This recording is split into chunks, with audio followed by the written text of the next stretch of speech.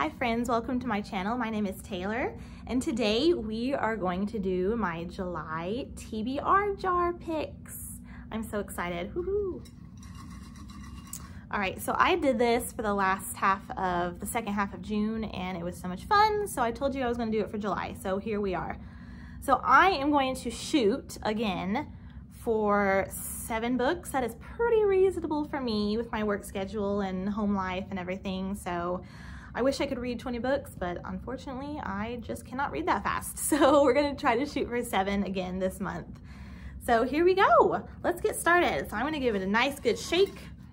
And my dog Pippa is here with me again, so if she starts barking, you know why. All right, good shake. So this is for book number 1. Looking, not looking. Sometimes they all get stuck together. Okay, I think this is good. A Regency romance. Okay, well, you know what? There we go. We're gonna read The Bridge to Belle Island by Julie Klassen, because that is, even though it's a little bit of a mystery and a historical fiction, it's still a Regency romance. So that is gonna be book number 1. Okay, so perfect. Okay, here we go, book number 2.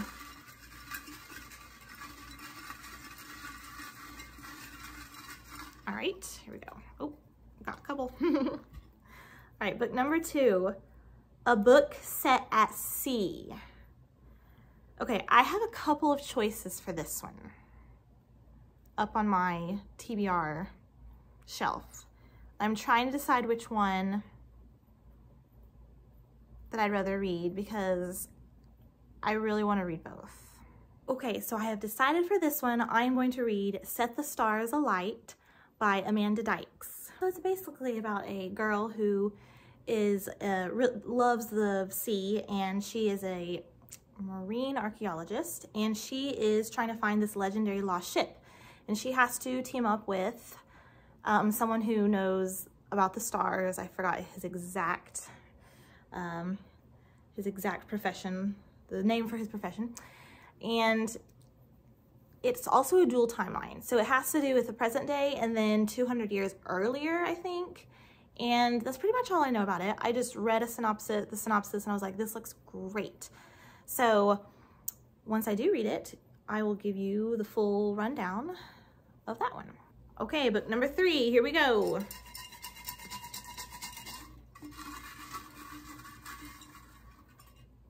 All right. This is Flowers on the Cover.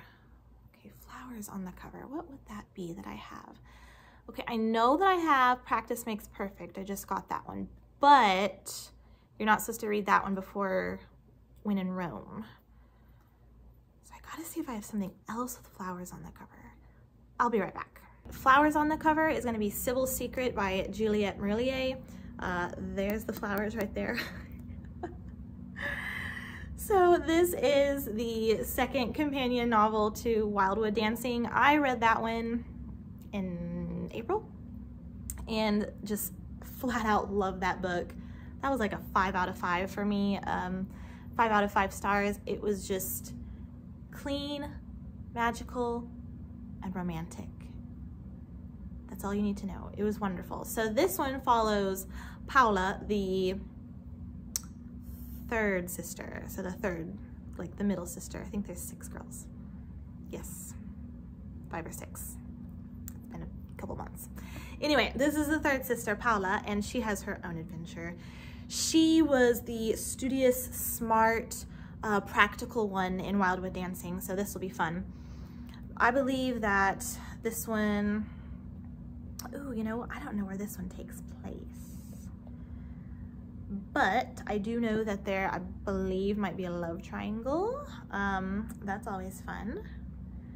All it says is an ancient artifact, a perilous quest, a trail of magical signs, a startling love triangle. One young woman must venture into the forbidden corners of a mysterious city in the realm of the enchanted Other Kingdom. But can she endure inconceivable tests of bravery, wisdom, and true love? So yeah, this looks great. So I love the first one. I know I'm gonna love this one. Okay, book number 4. Here we go. Good stir. All right. This one is A Book with Magic. Okay, that is very broad. Ooh, I have several. All right, let me think about this one for a second, because I have a lot of good ones. I originally picked one book and decided something different, which is typically me.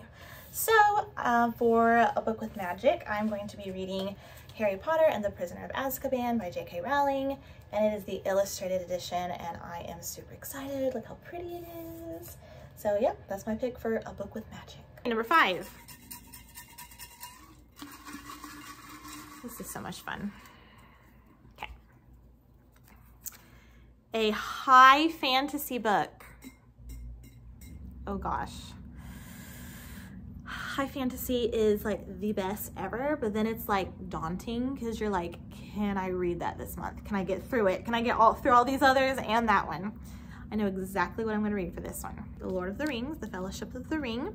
Notice my bookmark I have started. I didn't get very far, not because I didn't like it, of course, but because I just kind of wanted to read some other things, and I was going to definitely get back to it. So I am the biggest Tolkien fan, even though I actually have not read a lot of his work. Isn't that sad? I know Tolkien purists are going to be like, well, are you really a fan? Yes, I am. I love the movies. I have read The Hobbit multiple times. I love The Hobbit.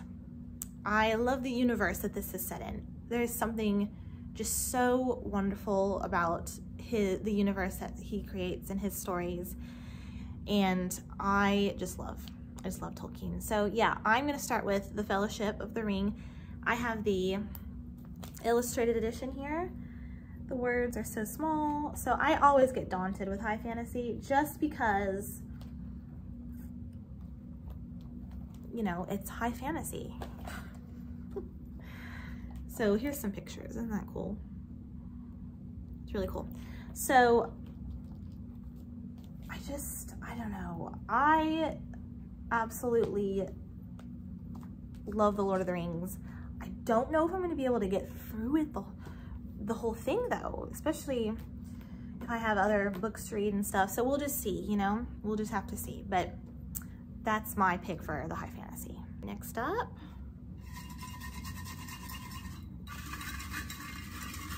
here we go.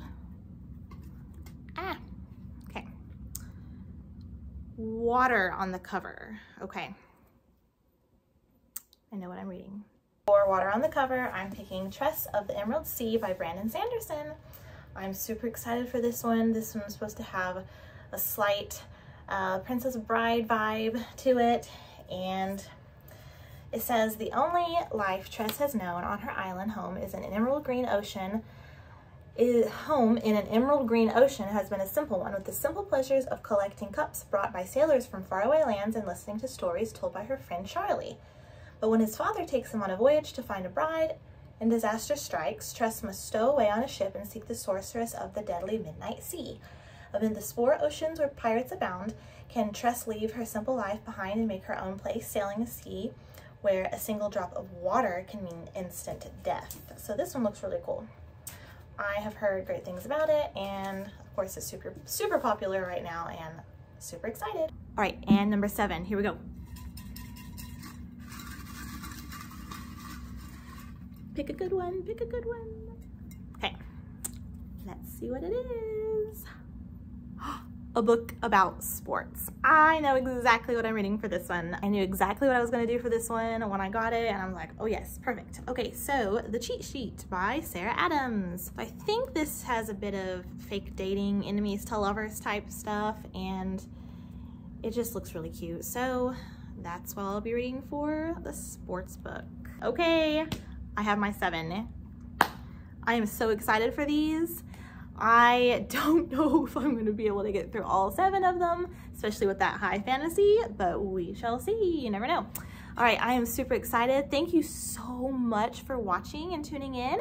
If you liked this video, if you wouldn't mind liking and subscribing, and that's my TBR for July. Thank you so much for watching. Bye.